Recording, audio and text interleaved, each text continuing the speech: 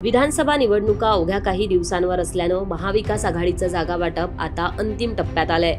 विशेष करून मुंबईच्या 36 जागांवर महाविकास आघाडीत एकमत झाल्याची माहिती समोर आलेली आहे। मुंबईत ठाकरे गट 20, काँग्रेस 18 आणि राष्ट्रवादी काँग्रेस शरद पवार गट 7 जागा लढवणार असल्याचं बोललं जातंय।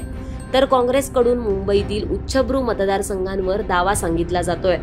समोर आलेल्या माहितीनुसार धारावी, चांदिवली, मुंबादेवी, भायखळा, जोगेश्वरी पूर्व, मलबार हिल, माहीम, बोरिवली, चारकोप, मालाड पश्चिम, सायन कोळीवाडा, कुलाबा, कांदिवली पूर्व, अंधेरी पश्चिम, वर्सोवा, वांद्रे पश्चिम, घाटकोपर पश्चिम आणि कुर्ला या जागांवर काँग्रेस आग्रही आहे। तर ठाकरेंची शिवसेना मुंबईत 20 जागा लढवणार आहे।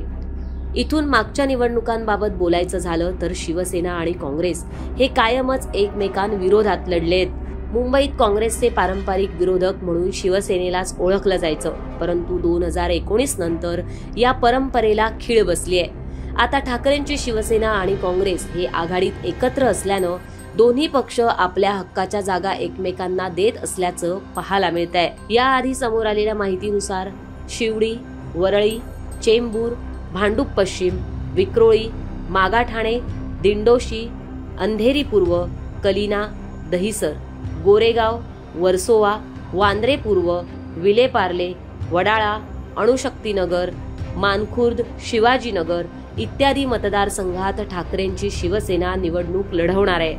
त्यामुळे महाविकास आघाडीतला मुंबईतील जागा वाटपाचा तिढा जवळपास सुटल्यात जमा झालाय।